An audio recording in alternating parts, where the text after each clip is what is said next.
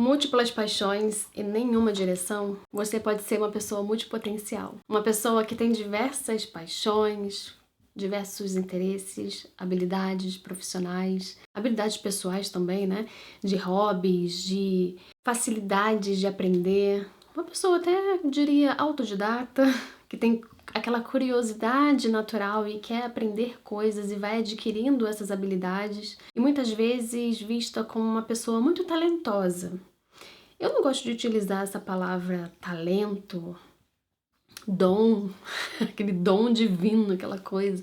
Claro que há pessoas que têm mais facilidade para poder aprender certas coisas, mas desde que eu li aquele livro que se chama Mindset, e a autora diz que talento é uma palavra que é muitas vezes usada de forma errada, porque limita as pessoas, tipo, eu não tenho talento, eu não nasci com esse dom, e faz com que as pessoas elas se bloqueiem a aprender coisas novas. E muitas vezes as pessoas multipotenciais, elas não têm esse bloqueio do aprendizado. Ela quer aprender. Ela pensa, eu sou capaz de aprender isso, eu vou aprender isso, tenho interesse em aprender e vai lá e faz. A pessoa multipotencial, ela tem muita dificuldade de fazer uma única escolha de carreira.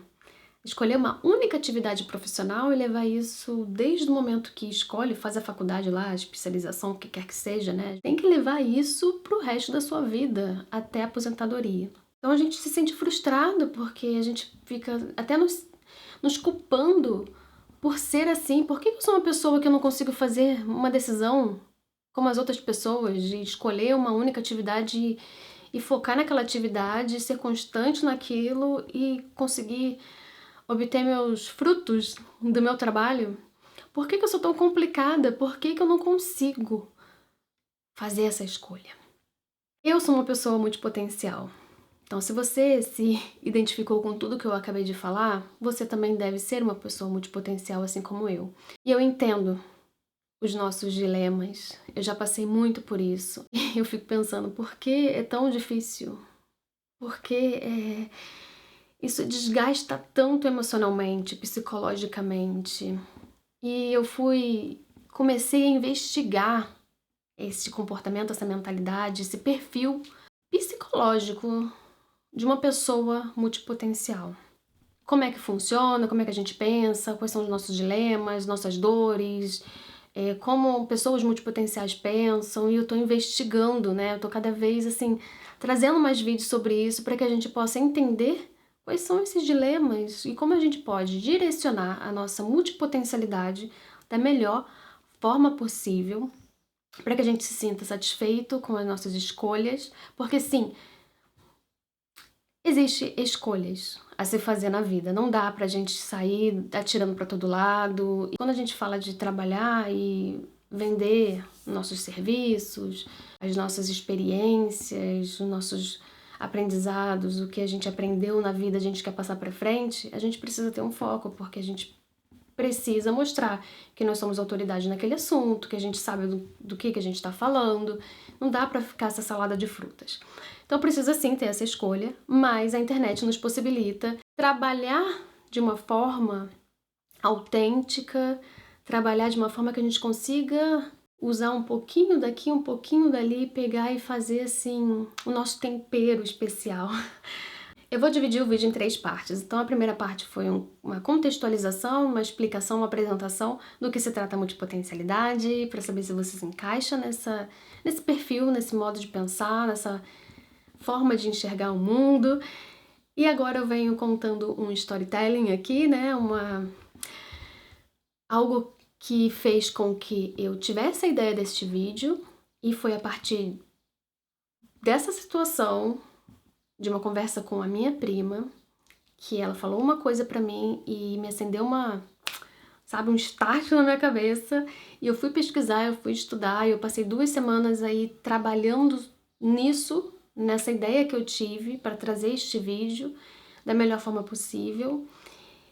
E eu tive uma conclusão que eu falei, eu acho que isso vai ajudar muito as pessoas que estão nesse conflito. Fica comigo, porque eu prometo que no final vai valer muito a pena.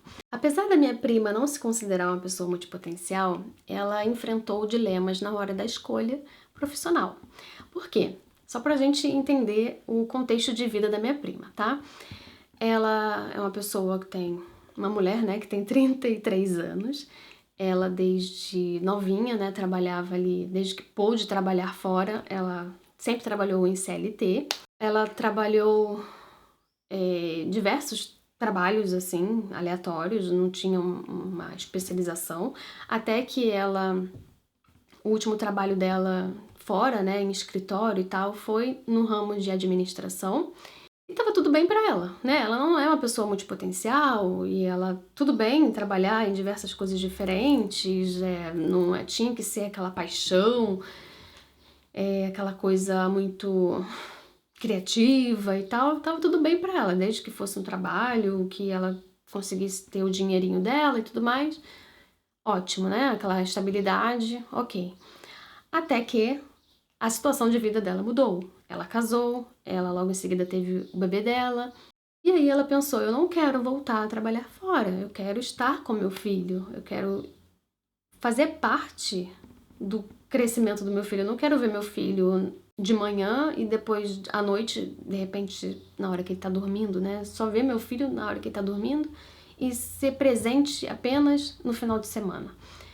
Eu preciso fazer alguma coisa dentro de casa para ajudar na renda com meu marido. O marido dela trabalha fora, né? Eu preciso fazer alguma coisa, mas que eu consiga conciliar a maternidade com algo que eu faça dentro de casa. E aí ela ficou nesse dilema de ou eu vou para o caminho que já é mais familiar, seria trabalhar com administração, ou eu foco aqui na confeitaria, porque era outra coisa que ela achou interessante, não era uma paixão inicial, mas ela achou interessante, ela achava legal, né? Assim, tipo, nossa, legal, acho que eu vou fazer aí algum curso, alguma coisa assim, porque eu acho que isso vai ser mais fácil de eu conciliar dentro de casa. E ela fez os cursos, fez as especializações dela e começou a criar ali uma marca, né, de doces, né, decoração de festas e tudo mais. Só que ela teve um problema com a questão da síndrome da impostora, né? Todos nós temos. E com mulheres eu percebo que é uma coisa muito mais acentuada, essa síndrome da impostora. A gente fica o tempo inteiro tentando se provar na sociedade que nós somos capazes, que a gente consegue dar conta de tudo, que nós não somos só donas de casa e mães, nós também temos as nossas habilidades como profissional. Então a gente fica sempre tentando ter o nosso lugar no mundo e ter nosso reconhecimento como pessoa, como profissional, como uma pessoa capaz, né, de fazer a diferença na vida de outras pessoas, ou também ter o nosso valor dentro de casa, no sentido dessa nossa independência, dessa nossa autonomia, de trazer o nosso dinheiro sem ficar dependendo de homem, né? E aí o que acontece, que a síndrome da impostora, muitas vezes a gente se vê numa situação de que é muita coisa ao mesmo tempo pra administrar, e será que eu sou capaz? E tem esses dois lados da moeda, né? Uma coisa que a gente quer se autoafirmar, que a gente precisa, mas a gente também tem o nosso lado fraco, frágil, e que a gente se questiona, de que a gente será mesmo? Então a gente se sabota muito. E aí, se a gente não tiver pessoas ao nosso redor que nos fortaleça, que nos ajude, que nos coloque pra cima, é muito difícil. A síndrome da impostora vem e nos poda, a gente não consegue seguir adiante com os nossos objetivos. E ela teve o marido dela ao lado dela. Então, no momento que a síndrome da impostora veio e ela pensou, não sei se eu vou conseguir, não sei se eu vou dar conta, o marido dela falou, você tá bem, você tá fazendo algo que todo mundo tá gostando, né? Que ela começou ali com a rede de amigos, né? Que ela tem bastante amigos, né? Pessoal da igreja e tal. Então foi oferecendo ali os serviços dela na confeitaria, esses docinhos de festas, essas coisas, né? Pipoca gourmet, donuts e aquela coisa muito bonita, decorada para enfeitar a mesa e tudo mais. E todo mundo tava elogiando, gostando, só que ela ficou, não sei, acho que eu volto pra administração que é melhor. E ficou assim, né, tipo, ali é mais familiar pra mim, eu tô na minha zona de conforto, e aí o marido dela deu aquele apoio que ela precisava, que é faz, tá todo mundo gostando, você também gosta, e você se sente satisfeita em fazer isso. Então ele abriu um pouco os olhos dela em relação a essa capacidade que ela tem de furar a bolha da zona de conforto e fazer algo que ela estava gostando. A partir desse impulso que ela teve, né, esse apoio, ela começou a pensar, gente, realmente, eu gosto muito do que eu tô fazendo. Eu não posso escolher uma coisa só porque é mais fácil pra mim, né? Fácil, assim. Porque eu já tô acostumada, porque eu já tô na minha zona de conforto, já tenho experiência. Eu preciso me aventurar em outras coisas também. Aí ela foi falando pra mim que a confeitaria trazia muita satisfação pra ela. Ela fazia os decorados. Eu vou colocar aqui imagens do trabalho dela. Então, ela vê a mesa decorada. Ela tem muito essa coisa, eu acho que ela desenvolveu muito isso na igreja, né? A função dela na igreja e tal, que é cuidar das pessoas, servir, ser útil para as pessoas, fazer o bem, trazer alegria, felicidade, acolher, sabe, esse acolhimento, fazer eventos assim na igreja, né? Confraternizar com as pessoas. E sair dali, assim, tipo, de uma confraternização, de uma festinha, qualquer coisa do tipo, pensar, teve o meu dedo ali, né? Eu tive o cuidado, o carinho de fazer esse momento especial. Então, ela foi dizendo pra mim o porquê, né, o motivo, né, que fez com que ela escolhesse a confeitaria. E pela primeira vez, ela se viu cumprindo um propósito, né, tendo sentido que não fosse somente ganhar dinheiro e pagar suas contas. Ela conseguiu ver que estava gostando do que ela estava fazendo, porque inicialmente ela escolheu isso porque era mais fácil, entre aspas, né, de conciliar com a criação do filho dela e tudo mais. Então ela se especializou, mas com o tempo que ela foi desenvolvendo a paixão, o amor, o carinho pelo que ela estava fazendo. Diferente de uma pessoa multipotencial, que já tem aquela paixão, é muito emocionada, uma pessoa emocionada, que gosta de muitas coisas e fica com aquela dificuldade de decidir o que vai focar, né? Que vai escolher. E aí o curioso é que, mesmo ela não tendo escolhido trabalhar somente com administração, ela está usando essa habilidade que ela tem, essa experiência, para administrar o seu próprio negócio. E aí você vê uma nuance da multipotencialidade também, apesar dela não se considerar. Ela escolheu a confeitaria, que é um trabalho manual, que é um trabalho criativo, é um trabalho que ela está se desenvolvendo, mas ela está administrando também, então ela está trazendo um pouco dessa experiência profissional que ela teve em determinada situação da vida dela para o negócio dela. Então ela está conseguindo unir as duas coisas e se sentindo satisfeita com o propósito, com o sentido do que ela está fazendo. Para minha prima, por ela não ser uma pessoa multipotencial, não foi assim uma coisa tão desgastante para escolher, ter essa escolha, quanto seria para mim, por exemplo. Eu sofro, tenho crise de ansiedade, eu sou uma pessoa assim, um pouco problemática. Quando ela disse para mim que eu gosto disso, eu gosto de fazer isso porque isso me traz um sentido de que eu tô sendo útil na vida de alguém e tudo mais, eu pensei, ela poderia ter escolhido qualquer outra coisa que não fosse confeitaria, que fosse outra coisa, mas que também tivesse a mesma essência. E essa essência é o que eu chamo de padrão interno. O que a gente pode entender em relação a isso é que a gente não busca atividade X, Y, Z. A gente busca o que aquela atividade nos proporciona. Ativar aquele padrão interno. Se a gente for parar para pensar que há um padrão de expressão, no caso, não é a atividade em si, por exemplo, não é a confeitaria, não é a administração, sim a forma como a gente se expressa dentro daquela atividade. E muitas vezes há diversas atividades que a gente gosta, mas que há um padrão que liga todas elas. que é o que a gente sente aqui dentro da nossa cabeça, né? As nossas emoções.